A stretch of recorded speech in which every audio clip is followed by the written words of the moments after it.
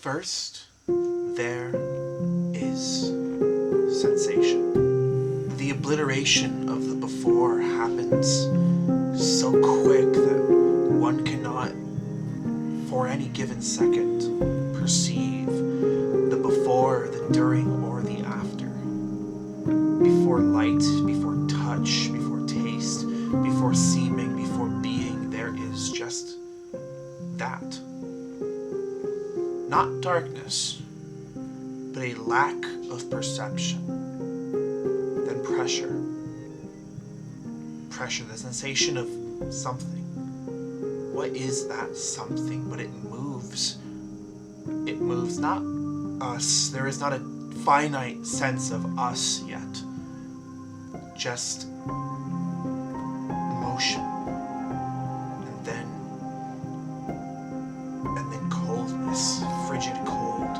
Burning cold. The overstimulation seems to mount, not like a thunder, but like a great blizzard that burns, like the feeling one gets upon touching the ice in a freezer that has not been cleared.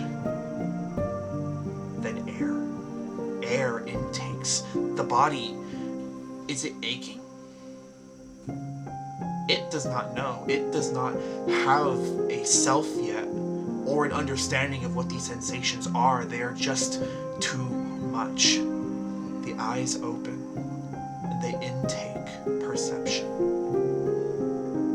Not yet analyzing that information, simply photoreception being stored within short and immediate term memory.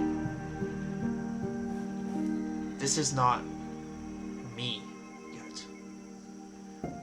But the nation steps towards becoming what will become, at some point, a version of me. Time passes. That first fundamental act, existence, is characterized by the vast overstimulation of the body. We are born afraid. We do not yet understand it to be fear. No, we don't understand it at all. There is no moment in which the sensation is filtered through an identity to first be understood by experience. How could we? We have not yet experienced. That is not a concept which yet functions. And so, we just feel unease, some disturbance to the equilibrium which maintains us. And it reviles us, or what will be us. That first act, that fundamental robbing of agency, not a moral or immoral act, an amoral act, a simple must occur for us to then at some point look upon it with the lens of philosophies and internal perceptions and sociologies, psychologies, to determine what we think of that first moment. But in that second, that initial act of going from the internal world to the external is, by definition, violent. And every moment thereafter is a grand continuum of coping. This is not a wrong thing. It's not a right thing either. It simply is. And as we try to cope on and on again, we develop greater capacities to understand what that moment was and what every moment thereafter means. Not justifications, just seeking to build a sense of, and then it strikes, self. Who am I? What am I? What is this? What is? What? It's confusing. The mind is not yet capable of abstraction, and yet a vast, complex net of abstractions is forming regardless. The identity is not a physical sensation, not at least insofar as we yet understand physicality to be, and yet it is so frighteningly real we could touch it as though it were a brick wall. This roar in the mind seems to crescendo as a trillion senses of selves fracture and recombine. Which one is I? Have any of them ever been I? Yes? No? The existentiality persists. A grand fracturing. A deep fear. I remember the first time I became aware of I. And it was terrifying. Truly, genuinely terrifying. To awake one day and suddenly be conscious of the fact that you did. And begin to reckon with the full extent of what that means, although you are incapable of doing so to the degree which you need to ease the dread, that sensation, that feeling that there must be some reason to this. Not in the sense of looking for reasons to live, just looking for reasons. Reasons which do not exist. That first moment of looking into the uncruel, apathetic absurdity of the universe, the totality of its incomprehensible uncaring. It can't care. It is not uncaring, it is non-caring. For to be uncaring is still in and of itself an emotional position, a choice. The universe does not make choices. It simply is. And that breaks our perception. And from that moment forward, we cannot understand what it means to exist in a world without that understanding. Perhaps that is when our history starts. Not the history of the body, but the history of the self begins. Sometime around 2, 3, 4, it depends on the person. And again, that frigid burn persists. It grows and grows and grows. It is not an inferno, but a frost.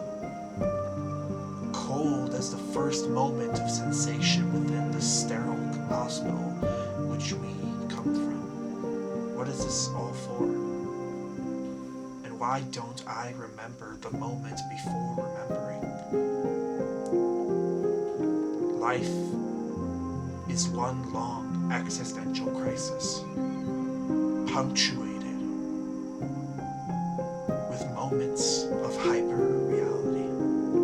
Perhaps that conflict is what makes us. A voice grows within. A desire to make right the contradiction of having an infinite self and a finite world to express it in.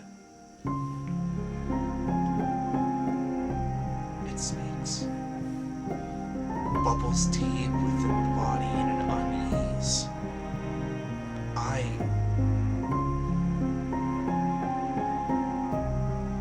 want to make something beautiful. Why can't I? What stops me? It's terrifying, isn't it? To take those uneasy steps in a brave new world.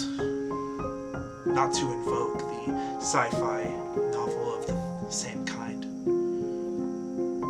It is beautiful though, isn't it?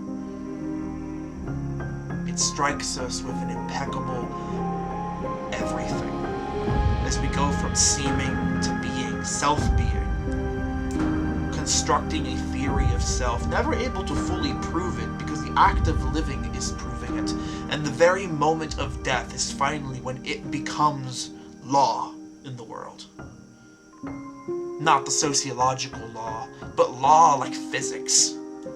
The theory of self is complete only when we cannot experience it anymore. And we are stuck navigating that endless contradiction. Not only that, we are stuck in a world that, on top of that fundamental horror, a world waging a war that has existed before us, and if we do not do something about it, will exist long after. Capitalism, patriarchy, the state, gerontocracy, anti-queerness, anti-blackness, anti-indigeneity, settler colonialism, these functions of the world which we exist in, these prior histories which become future, these prophecies which become prologue, unless we alter the very function of the story itself, crush us underneath. Well, how do we create beauty in that context? It is not a writer's block that stops one from writing. I mean, it can be. But often it is the sense that we are not in the first place good enough to even begin the process. But why do we even impart that judgment upon the self? What leads us to believe that we are incapable of describing the only thing we are truly an expert on? That's kind of what I want to talk about today. Why is it so hard to do that? And in talking about it, perhaps shed light into the psychological and sociological conditioning of this mega machine which stands before us. This will not be a perfect video. It is part of the art of understanding the self that if it were perfect, it would deny its own argument. Because we do not want to look upon ourselves with all the grandeur of polish. To truly look at the self, we must get our hands dirty.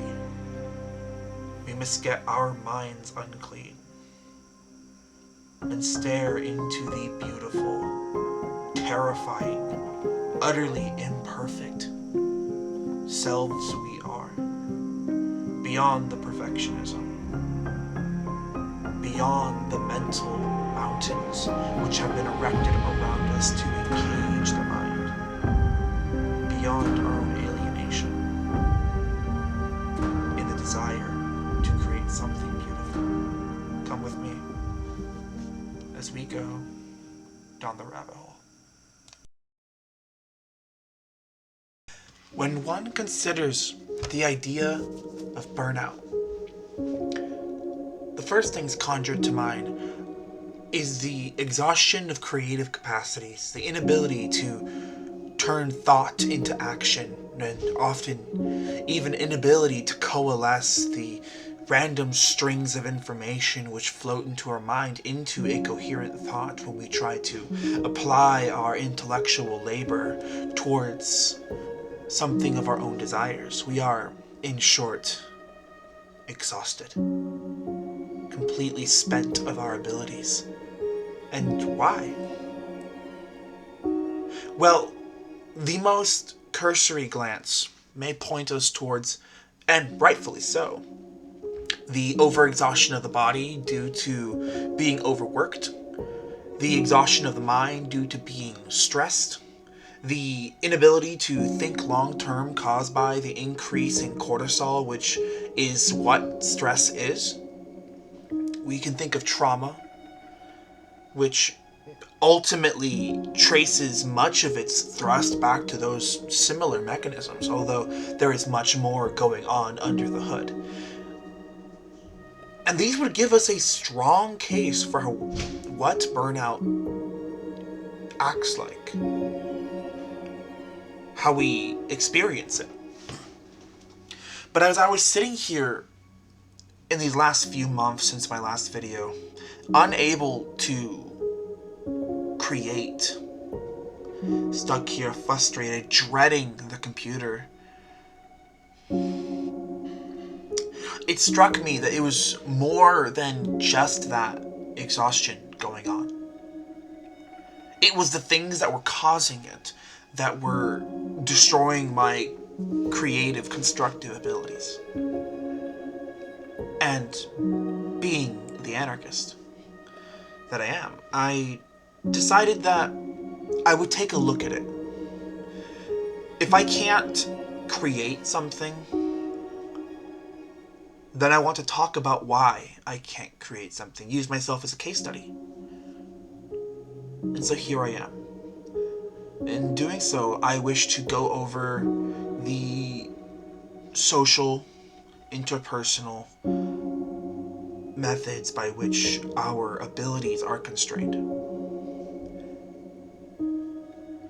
So starting at the larger scale, hierarchy. How does it destroy our capacities? Well, as James C. Scott puts it in Seeing Like a State, and I'm not going to quote him directly because I don't have the book in front of me, and I am doing this all off the top of my head to avoid overexhaustion. But he points out that the state categorizes things. It seeks to, it uses its bureaucratic machine to categorize reality, fits everything into boxes in order to properly administrate and control them.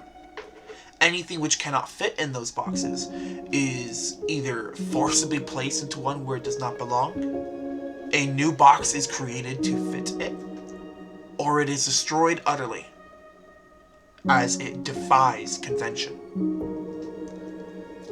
We see this replicated in the conservative mindset when talking about queer people.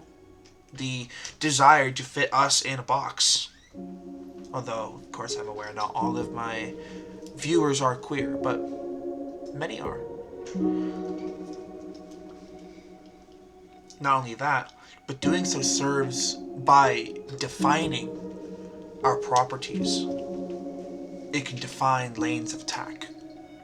We become intelligible to the state. And hierarchy works much the same way.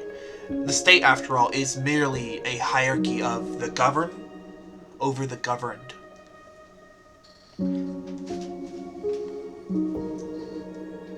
And so it makes only sense that hierarchy would seek to stifle creativity, which by its very definition creates new categories, defies categories, becomes unintelligible to the mind of before. And it is so efficient at doing so that it often does so without even thinking about it. After all, hierarchy is not a living thing. It functions much like a living thing, but it's more like a superorganism, a hyper-object. It is all of the individuals who are collectively upholding it, benefiting from it, reproducing the systems by which to force those to reproduce it, by which then they benefit from those. It is a feedback loop of concentrating power.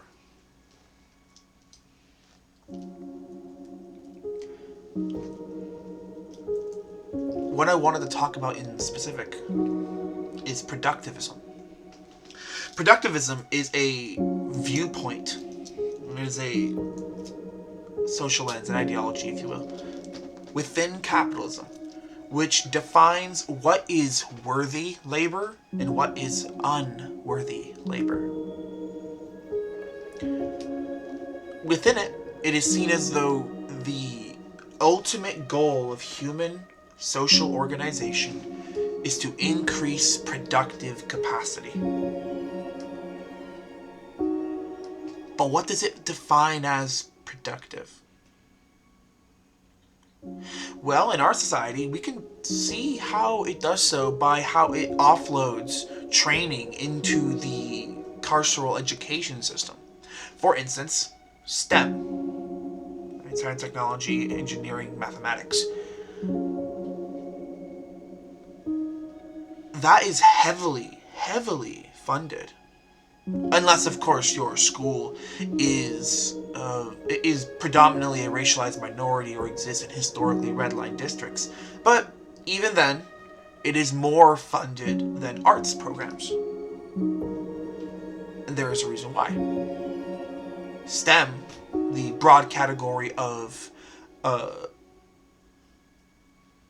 of industrial education and knowledge, is very useful for the military-industrial complex, very useful for expanding industrial capacity within the capitalist lens, which enables the mass consumerist society in which we live in. Art, on the other hand, not so much. Art can be moved off to the side. It is a luxury, despite the fact that without art, as Nietzsche put it, life would be a mistake. Art, on the other hand, is the expansion of our inner self onto the external world. It is an expression of our human capacities, an extension of our soul, brought to physical light. Whether in the spoken word or in audiovisual format, whether on a canvas or on a street, or carved out of stone as though beauty exists there to be liberated from the rock. Art is that thing which capitalism does not see. It is humanity experiencing itself. That is not very effective for the purposes of industrial expansion, however. That's also why we see the first target of AI. Although, to be clear, we do not have artificial general intelligence, we just have large language models, which are becoming incredibly effective at absorbing the mass amounts of information on the internet by scraping it, but I digress. The first target of AI is art. It's the written word, and it's the digital art of the world. Because it's not seen as useful things. It's seen as things which can be offloaded onto some automated capacity so that we are more freed up to perform industrial labor, to perform bureaucratic labor, rather than freeing us from industrial bureaucratic labor to pursue art. And so we see it is within the productivist lens that art is seen as unworthy labor. We see it as we grow up as children as well, that our artistic desires are demeaned. It is a very common phrase to us to grow up with, to hear, you can't make a living off of that. Or, why don't you go learn something practical? Things along those lines, which are imparting values in us that tell us that to explain the deep reaches of our soul is an unworthy task. That it will not get us anywhere. That to do so somehow makes us lesser. And it's the reason why families often will be outright against children learning art degrees, or just practicing singing or an instrument. Unless, of course, they can be commodified in the form of things like mothers who commodify their children's bodies for pageant shows, or take control of their lives like what happened to Britney Spears. Unless it can be commodified, it is seen as useless, and those who do it, on some level, less than human. And this is where it begins. This is where the burnout begins. You did not start becoming burned out because you got a job. Many of us are aware of that. We did not even start becoming burnt out when we entered school. We started getting burnt out when we were born into a world which does not allow us to express our soul. The burnout process began long before us. We are just experiencing its zenith, like a total eclipse of the heart. And that's where I want to start this discussion.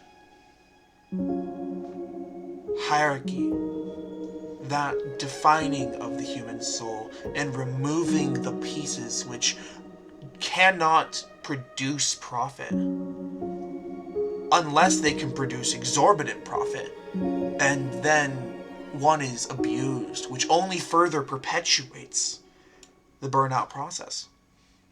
That is where this begins. It is a collective trauma which we experience individually as burnout. So let's talk about how it functions. Let's talk about abuse. Before I begin this segment, I have to give a content warning. We will be talking about abuse. I will do my best to avoid talking about the horrible specifics,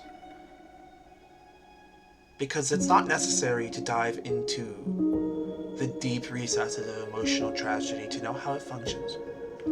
But I may, at points, have to talk about, in specific, forms of abuse. And I know many have experienced that, myself included. And so this is your time to hop off. I will provide a timestamp, either in the doobly-doo, what's it called? The description, there we go. Or on screen, or both. I'm also going to try and do like the time segments on the video, so that you can jump to when we aren't outright talking about it. I'm going to try and keep it all to one particular part as well, so that you don't have to keep jumping between things. I know that is frustrating. But I do believe that a cursory overview of some forms of abuse is indeed necessary to understand where this burnout is coming from. Not just from myself, but in general.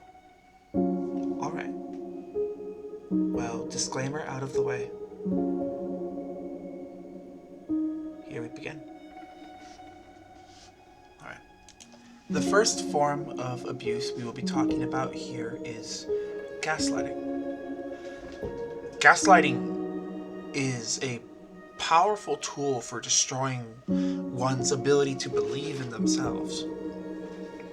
The goal of gaslighting is to make it impossible to have faith in your own capacities, to disbelieve your own authentic self. And so, when people gaslight others, it destroys that ability to believe that what they are feeling is true. And given that art is an expression of feeling, an expression of the authentic, having one's ability to be authentic wounded or destroyed completely, seemingly, destroys their ability to authentically express their feelings. They become unable to tell if a feeling is true or not, if they can believe themselves, and so cannot translate that onto paper or digital or through voice. It is a tool of control to get away with things, to abuse others, which dominates our capacities. The other one, of course, I want to talk about is complex abuse. being confounded in all directions by abusive tendencies can lead one to a sense of learned helplessness. And in that learned helplessness, we become unable to feel our feelings. We become confused as to what they are or how to express them because they are under so much conflicting and contradicting forces.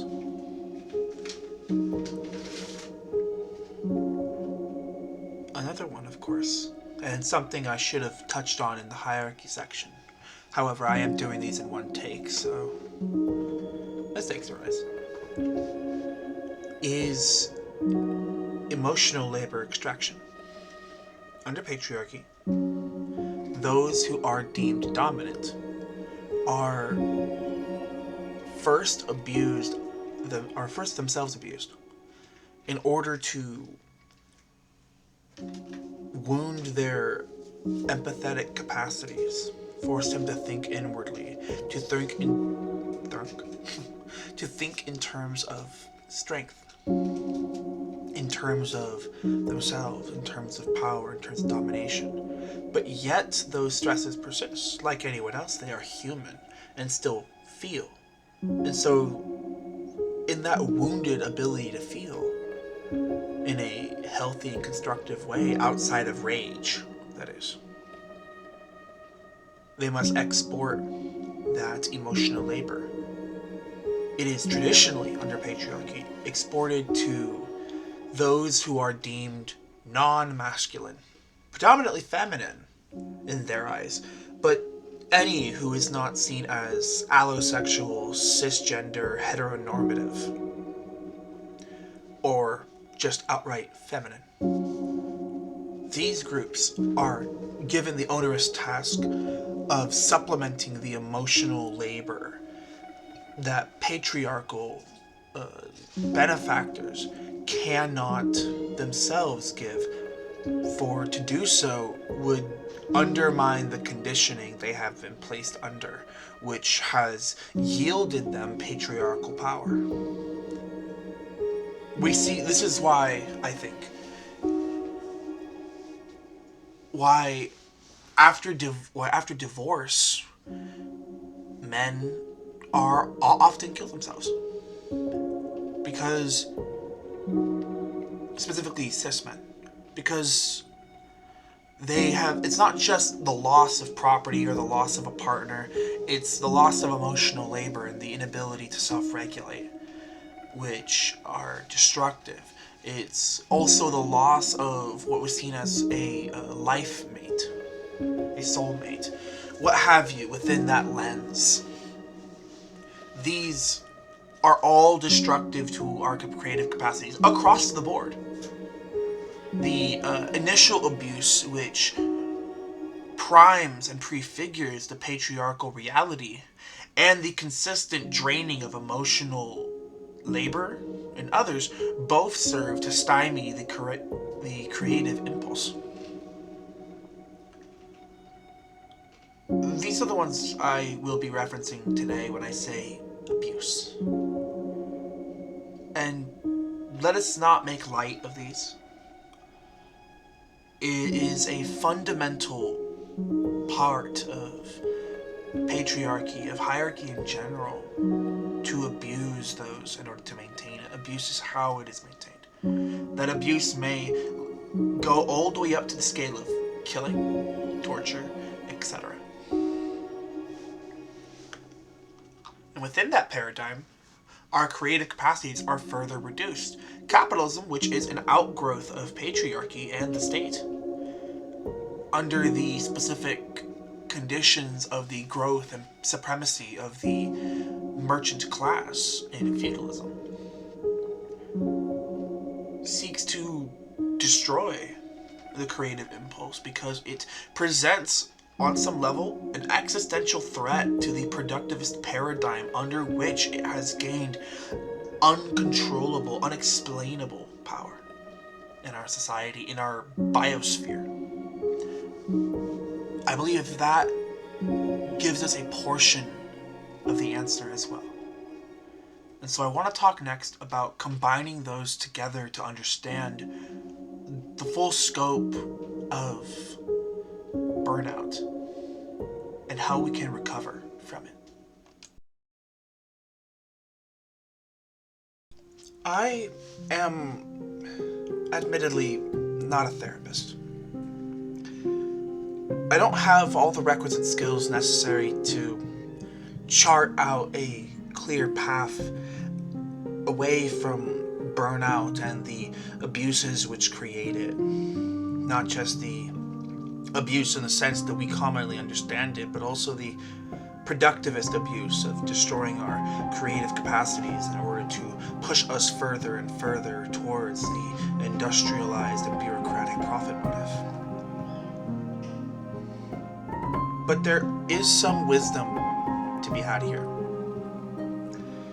in understanding that burnout is fundamentally a product of abuse, including the abuse of our bodies, all in the service of the further extraction of our various capabilities for profit, whether that's profit in the literal monetary sense, in the capitalist accumulation sense, or in the sense of the empowerment of the abuser. We can understand that we need to fundamentally alter our relationship to labor. So what does that mean? Well, we already live in a time where that is beginning to happen. Unionizing will ultimately reduce how much effort you need to put in to survive, or allow you to have more security, safety, and comfort for the same or similar amounts of labor. Organizing a tenant union will increase your housing safety, or helping create a housing co-op, a community land trust, etc. Those will help. Talking to your neighbors, as terrifying as it is, and building a Skillshare program so that each one of you can learn each other's skills and perhaps reduce the cost of making repairs on a car, or making food, or growing things, or sharing weed, or HRT, etc. Those can all be of incredible aid. But they're also not enough, and they're also themselves labor intensive. Oftentimes, in order to get to that point, we must first emotionally heal enough to begin the process of acting in the world around us. We must reach some level of inner healing before we can self-actualize and transcend. That can mean closing your eyes and trying to feel for the first time in a long time, to take emotional stock of who are you? Are you living? And what can we do to make that happen? It can mean allowing yourself to cry, even if that seems impossible. It can mean finding friends, even if they're just online, who can help you to emotionally regulate, who can help you rebuild yourself, reclaim that sense of self you have lost. Perhaps for some of you, this video might be a step in that process. Or perhaps it is just another piece of content. Either way, don't worry, I don't hold it against you. But I hope that for those who are listening to this, that we can, as a team, discover what healing means for ourselves. In order to heal the mind, to be able to express the inner soul again, we have to develop the ability to trust ourselves, to rekindle that relationship between our emotions and ourselves, to, in some senses of the word, end the broad dissociation that we have learned to do as a society in order to cope with the unimaginable scale of tragedy, this horror of painfully comprehensible scales. To heal from burnout means taking care of yourself. It means taking things slowly, not trying to perfect what we do, but instead do things that make us feel joy in ourselves again. And it can take years, decades, it might even take your whole life. But each step in that process, we find bit by bit, even as the healing process does not always feel like healing. Oftentimes you feel worse when you are healing because you're unearthing pains that you have buried deep within your soul, deep within your chest, not looking at them, because to look at them is to remember just how much pain we have been in. Suffering on a scale so tall, so massive that no climber could hope to scale it, a mountain greater in size and scale than the universe itself, nestled deep within the very core of our being. And yet we still must roll that boulder up it. But we don't have to do it alone. We cannot heal isolated. Don't get me wrong, we need people in our lives, but not all the time. But we need people in our lives more consistently than we often have. People who can remind us that we are human, that what we are feeling is okay, and if it's not okay, that it's okay that it's not okay. I didn't start being able to create again until recently. And it was only when I allowed myself to heal. I went to therapy about it. I had to resolve a lot of issues. I had to break free of a lot of previous constraints. I even ended a relationship with a person who at one point was my friend. And once I did that, once I did those things, and once I stopped trying to perfect a video, I found myself excited out of nowhere to create again. I believe we are all owed, in some sense, the experience of being excited to create. And I believe it is possible for you. It is possible for me. It is possible for all of us. I don't have all the answers. In some sense, this video is just me coping and trying to piece together my own feelings about it. And I think that it worked. Sometimes in order to heal, we have to pour our heart out, lest it be swallowed by the abyss within. Thank you. Thank you for listening. As always, subscribe. What do they say? Ring that bell or whatever. I don't give a fuck. But yeah, do those things if you like. If you like the video, if you want to see more. I can't promise a regular upload schedule. I am unfortunately disabled. But I think I'll want to make more in the soon future. I still have a video that I have been wanting to get out anyways, so I'll probably get that one out when I can. And I'll see you around next time we go down the rabbit hole.